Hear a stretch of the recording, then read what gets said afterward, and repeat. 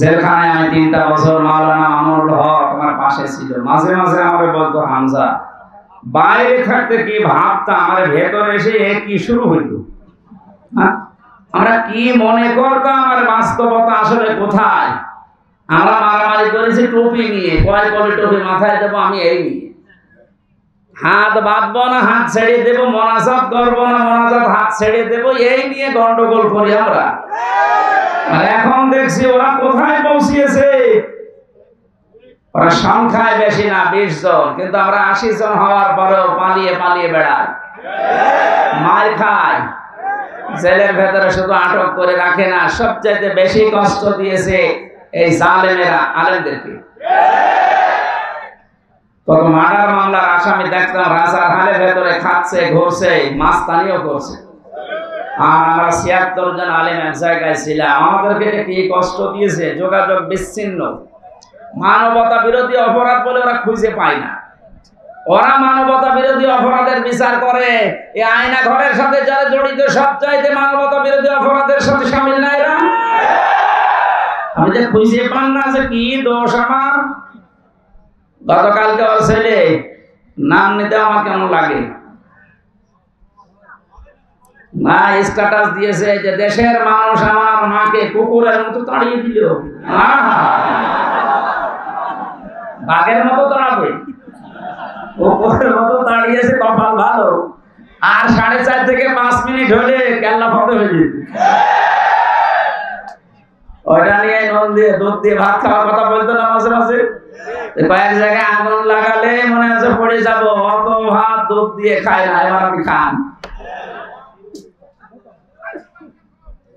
এইখানে সেটাই করেছিলেন, আমাদেরকে যা করেছেন সবচাইতে বড় মানবতা বিরোধী অপরাধ জেলখানার ভেতরে আলেমদের সাথে করা হয়েছে। 7 দিন পর পর সরকারি মোবাইল দেওয়ালে টেলিফোন দিয়ে কথা বলতে দেয়, বাড়িতে যোগাযোগ করে উকিলদের সাথে। অথচ আমাদের এই 76 জনকে একেবারে বিচ্ছিন্ন, মোবাইল তো নেই। 2 দিন 1 দিন পরে পরে এসে চেকের নামে উল্টা পাল্টা করে এমন কষ্ট দিত। আর অধিকাংশ গুলো অমুসলিম, মুসলমান হলে তো একটু মায়া দয়া পেতাম। সুভাষ চন্দ্র বসু, সুব্রত বালা, আর বাকিগুলোর নাম আমার অনেকের মনে নেই। সেই কয়েকটা ডিউটিতে পড়তো, অধিকাংশ গুলোই অমুসলিম। ও আলেম আর জালেমের কাছে সমান। ও তো আর হুজুর বোঝে না, খেজুরও বোঝে না, মনে করে সবই এক। টাকা দিলে ভালো, টাকা না দিলে আপনি কালো। এই অবস্থায় যা অত্যাচার চালিয়েছিল, সেজদায় পড়ে পড়ে আলেমরা যখন কাঁদতো, পানিগুলো যায় নামাজের এই জায়গাগুলো শুধু ভেসে না, আল্লাহর আরশ পর্যন্ত উঠে গেছে। আমার মনে হচ্ছে শুধু ছাত্র জনতার মাধ্যমে আল্লাহ জালেমকে বিদায় করেনি। এই 5 তারিখের আগ পর্যন্ত আল্লাহ আবাবিল পাখির মতো এই পৃথিবীতে বাংলাদেশ এই জায়গায় আল্লাহ ফেরেশতা পাঠিয়েছিল। 16 বছর কোন চেষ্টা করে না এদেশের মানুষ, এক চুলো নড়াতে পারে না জালেমকে। আল্লাহ পাক বলেন, ইন্নামা নুমলি লাহুম লিয়াজদাদু ইসমা। ওদের পাপের বোঝা যখন পরিপূর্ণ হয়ে যায়, ওয়ালাহুম আযাবুম মুহিন, তখন ওদেরকে অপমানজনক শাস্তি দিয়ে ঘিরে ফেলি। এই আয়াতটাতে কত বাস্তব এর প্রমাণ কালামানি। ওর বিসি পর্যন্ত উড়ে গেছে, ন্যায় বা সংসার কর। তালিকা করেছিলেন আলেমদের 116 জনের, তার ভিতরে আমার নামও ছিল। আমার মনে হয় এখন আমরা যে অবস্থায় আছি, আমরা এখন এই সালেমদের তালিকা করব। বাংলাদেশের 560টার উপরে থানা আছে, প্রত্যেক থানায় সালেমদের তালিকা টাঙিয়ে টাঙিয়ে রাখা লাগবে, যেন কোন সালেম কিয়ামতের আগে দেশে আসতে না। বিশেষ করে আপনাদের এখানে যিনি মানবতার বন্ধু নামে পরিচিত, বন্ধু মানবতার শত্রু, এটা এগুলো সব মেকি। দরবেশের দাড়ি কি মেকি দাড়ি, দাড়ি কেটে নম হয়ে গেছে দরবেশ। আর এত দাড়ি ছিল না, এরা সম্মানিত মানুষ, এলাকার কৃতি সন্তান, সরকারি একটা চাকরিজীবী। এই লোকটা পর্যন্ত রিকোয়েস্ট করেছিল যে আধা ঘন্টা দেন, আমি বসে আছি, আপনি আমার বন্ধু মানুষ। ও শয়তান বলেছে না, হবে না, এবার আসেন বাধা দিতে আসেন। ঠ্যাং ধরে ছিঁড়ে ফেলা হবে। বাংলাদেশের গোয়েন্দা বিভাগের সর্বোচ্চ পর্যায়ে এখন যিনি আছেন প্রধান, আমাকে কয়েকদিন আগে কল দিয়ে বলছে, হুজুর যেখানে যেই ফোর্সে কথা বলা দরকার কোরআনে বলতে থাকবেন, কারো অনুমতি নেওয়ার দরকার নেই, কোনো বাধা নেই। যদি কোনো মহারথী বাধা দিতে আসে শুধু নামটা টুকে রাখবেন আর আমারে জানাবেন, ও দেশের যেখানেই থাক ঠ্যাং ধরে ছিঁড়ে ফেলবে। বললাম স্যার আপনি ছিলেন কোথায়? আমি কিছুদিন আগে দায়িত্ব পেয়েছি, আমি একজন মুসলিম, মুসলমানের যা কাজ আমি ইনশাআল্লাহ তাই করব। অন্যান্য ধর্মের অনুষ্ঠানে যদি অনুমতি না লাগে, মুসলমানের কোরআন প্রচার হবে, এখানে অনুমতি লাগবে কোন কারণে? আর অনুমতি যাদের কাছে নেওয়া হয় মানুষের কাতারে পড়ে। দেখলেন না ওই ওসি কি বলেছে হুজুরকে, যে তোর স্ত্রীর ওই জায়গায় মাহফিল চালিয়ে দেব। এই কথা বলার মতো? আমি কোরআনে কারীম সামনে নিয়ে বলছি, একটা ইমামকে যদি এই কথা বলতে পারে এই লোক, ইমাম সাহেব আজকে আমার নিজে বলবে যে আমি থানায় গিয়েছিলাম মাহফিলের অনুমতির জন্য, আমার এই কথা বলছে। আমার মনে হয় ওসির জন্মের ঠিক নয়, এটা একটা জারোর সন্তান। কোথায় মনে হয় বদলি হয়ে চলে গেছে, যেখানে যা করে খুঁজে বের করা হবে। আমার মনে হয় সংস্কার যখন আরম্ভ হয়েছে এই দেশে, এরকম কোলাঙ্গার মার্কা ছাড়া একটাকেও যেন চেয়ারে রাখা না হয়। আমরা যেন সকাল আসতে আসতে শুনি এরকম দালাল ছাড়া, কোলাঙ্গার ছাড়া এদেরকে কুকুরের মতো এভাবে তাড়িয়ে দেয়।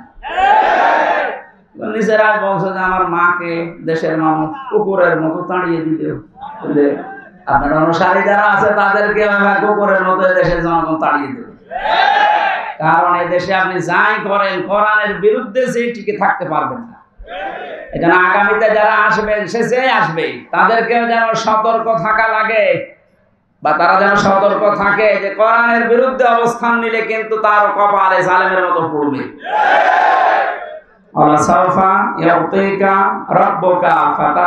হে নবী, অতি শীঘ্রই আপনাকে আমি এমন কিছু দেব, দেখাবো, আপনি খুশি না হয়ে পারবেন না। এই আয়াতটা যখন আল্লাহ আমাদের নবীকে শুনিয়েছে, শুধু নবী না, কিয়ামত পর্যন্ত নবীর উম্মতদের জন্য ওই আয়াত। সুতরাং আমরা খুশি না বেজার? বলেন। এখন আবার অনুমতি লাগবে নাকি? কার কাছে অনুমতি লাগবে? আসেন আপনি।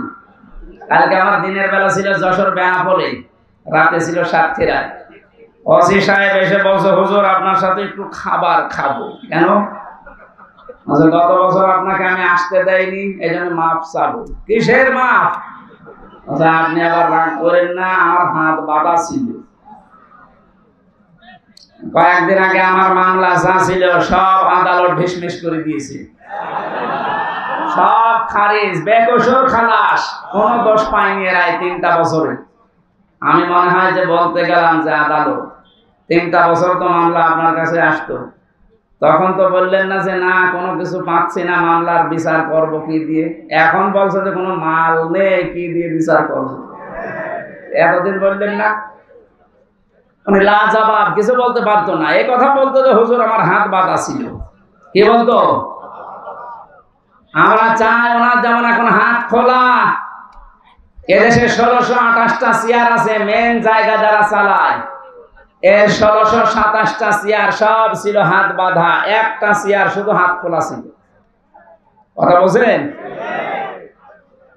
কালকে ওসি সাহেব ওইটাই আমরা জানিয়েছে যে আমরা যাই করে আমাদের হাত বাঁধা ছিল, কিচ্ছু করার নেই, খালি একটা হাত খোলা ছিল। আপনি কি মনে করছেন কাওয়া কাকু এরকম ফটফট করে ওর হাত খোলা? না, ওর হাত বাঁধা। ওরে যা বলতে বলে কাওয়া তাই বলে। আর বাকিগুলোর নাম নিতে আমার ঘৃণা লাগে, ওগুলো মানুষের ভেতরে পড়ে না। সুতরাং আমরা বৈষম্য বিরোধী ছাত্র আন্দোলনের মাধ্যমে যে স্বাধীনতা পেয়েছি, 9 দফা দাবি। কয় দফা? এর একটা ছিল যে আমরা কারো হাত বেঁধে রাখতে চাই না, সব হাত থাকবে খোলা। গতকালকে ডক্টর মোহাম্মদ ইউনূসের ভাষণ শোনেননি? কোনো হাত বাঁধা থাকবে না, সব হাত থাকবে কি? আমরা হাত খোলা থাকতে চাই। তাহলে ন্যায় বিচার কায়েম হবে ইনশাআল্লাহ। আর 100% ন্যায় বিচার কায়েমের জন্য এটা লাগবে, তাছাড়া সম্ভব না। প্রশ্ন আসতে পারে তাহলে উন্নত বিশ্বের যে সমস্ত দেশগুলো আছে ওখানে তো এটা কায়েম নেই, ন্যায় বিচার নেই। না, ন্যায় বিচার নেই। আমি কয়েকদিন আগে সিঙ্গাপুর, মালয়েশিয়া, থাইল্যান্ড সহ বহু দেশে ঘুরে আসলাম, কিচ্ছু পাইনি। হ্যাঁ, ওখানে নিয়ম নীতি ঠিক আছে, যেহেতু কোরআনে কারিমের বিচার ব্যবস্থা চালু নেই, এই জন্য অনেকের উপরে ওখানে অবিচার হচ্ছে। এই জন্য অবিচার মুক্ত করার জন্য, ন্যায় বিচার কায়েম করার জন্য এর বিকল্প দুনিয়ায় কিছু নেই, থাকতেও পারে না। এটা দিয়ে যদি কেউ বিচার ফয়সালা না করে, আল্লাহর ভাষায় সে কাফের, সে জালেম, সে ফাসিক। আমরা যেন জালেম হয়ে, কাফের হয়ে, ফাসিক হয়ে মরতে চাই, তাহলে এইটার বিচার ব্যবস্থা কায়েম করা লাগবে না? আমার হাকামা বিহি আদালা, যারা এটা দিয়ে বিচার করে তারা ন্যায় বিচার কায়েম করতে পারে। আরে ভাই, 53 বছর তো আপনি দেখলেন যে কেমন লাগে দেশটা। বাবা চালিয়েছিল, দুর্ভিক্ষে মানুষ মরিস, স্বামী চালিয়েছিল, চাচা চালিয়েছিল, আপনাদের এই কথা বলেন না কেন? আপা চালিয়েছে, ভাবি চালিয়েছে। কাঙ্ক্ষিত মানে শান্তি আমরা দেখতে পাইনি, আর পাওয়া সম্ভব না। এখন শুধু দেখতে বাকি আছে আল্লাহর এই কোরআন দিয়ে 56,000 বর্গ মাইল চললে কেমন দেখা যায়। এটা দেখতে চান কারা? দেখি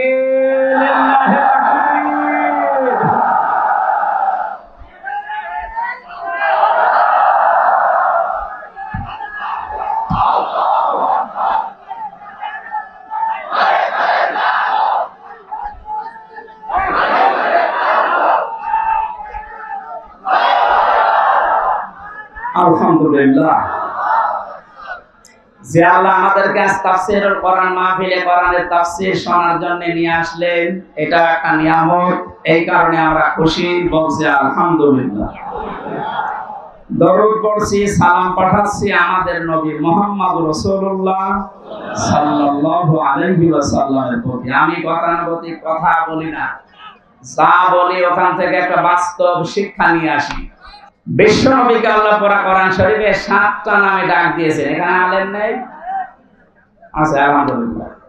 ওরা আলেমদেরকে বলছি, এই 7টা নামের ভেতরে সর্বপ্রথম যে নাম ধরে ডাক দিয়েছেন নবীজিকে, 1 নম্বরে বলেছেন ইয়াসিন। ইয়া হরফে নিদা, ইয়া মানে হে, সিন মানে সাজ্জেদ। তাফসীরে কাবীরে আল্লামা ফখরুদ্দীন রাজি রাহমাতুল্লাহ আলাইহি 5টা অর্থ দিয়েছেন এই সিনে। উনি বলেন সিন মানে সাজ্জেদুল আলামিন, সিন মানে সাজ্জেদুল বাশার, সিন মানে সাজ্জেদুল কাউনাইন, সিন মানে সাজ্জেদুল আম্বিয়া, সিন মানে সাজ্জেদুল মুরসালিন। এবার একটা একটা করে আমি ব্যাখ্যা বলছি। মুফাসসিরতে বললেন সিন মানে সাজ্জেদুল আলামিন, শুধু আলম না, আল্লাহর ঘোষণা দেওয়ার নেতা। এই দুনিয়ায় মাত্র একজন, পৃথিবীর মানুষেরা যারা মনে করেন আমি নামাজ পড়ি, রোজা রাখি, খাস পর্দা করি, আমি জান্নাত পেয়ে গেছি, না। আপনার যদি চরিত্র ঠিক করার জন্য এই পৃথিবীর ময়দানে যাকে আদর্শ মানা লাগবে, নেতা মানা লাগবে, ওই লোকটা যদি আপনি ঠিক করতে না পারেন, আপনি কোনোদিন জান্নাতে যেতে পারবেন না। এটা যদি শুধু দুনিয়ার বিষয় হতো, কসম খোদার আমি বলতাম না এটা সরাসরি সম্পর্কিত আল্লাহ আখিরাতের সাথে। এবার আপনি মিলাবেন, শুধুমাত্র আলম যদি আল্লাহ দিতেন, তাহলে পৃথিবীর 228টার উপরে এখন রাষ্ট্র আসে, স্বাধীন পরাধীন মিলে। যে কোনো রাষ্ট্রে আপনি বসবাস করে যদি বলতেন না আমি পৃথিবীতেই থাকবো না, আমি চলে যাব মঙ্গল গ্রহে, আমি চলে যাব চাঁদের দেশে, তাহলে ওইটা তো আলাদা জগৎ। ওই জায়গায় গেলে যদি বিশ্ব নবীকে আপনি না মানতেন, আদর্শ হিসাবে, নেতা হিসাবে, সামনে রাখা হিসাবে, তাহলে আপনি জান্নাত পেয়ে যেতেন। যেটা আলামিন বহু বচন দেওয়ার কারণে আপনি যেখানেই যান না কেন, ওই জগতের একচ্ছত্র মালিকানা কার? ওখানে যে আল্লাহর বিধিবিধান নাযিল হয় তার প্রমাণ সূরা তালাক, ইয়াতানাজ্জালুল আমরু বাইনাহুন্না ইলা আখির আয়াত। আল্লাহ পাক বলেন প্রতিটি জগতে আমি আল্লাহর বিধিবিধান নাযিল হচ্ছে ওই জায়গার সৃষ্টি দেখে। সুতরাং কেউ যদি মঙ্গল গ্রহে যে ঘর বাড়ি বানিয়ে বাস করতে চায়, সেখানেও নামাজ রোজা যেমন করবে, বিশ্ব নবীকে আদর্শ মানতে হবে ঠিক এরকম ফরজ। আল্লাহর ঘোষণা দেওয়ার নেতা একজন মাত্র, মুহাম্মদুর রাসূলুল্লাহ।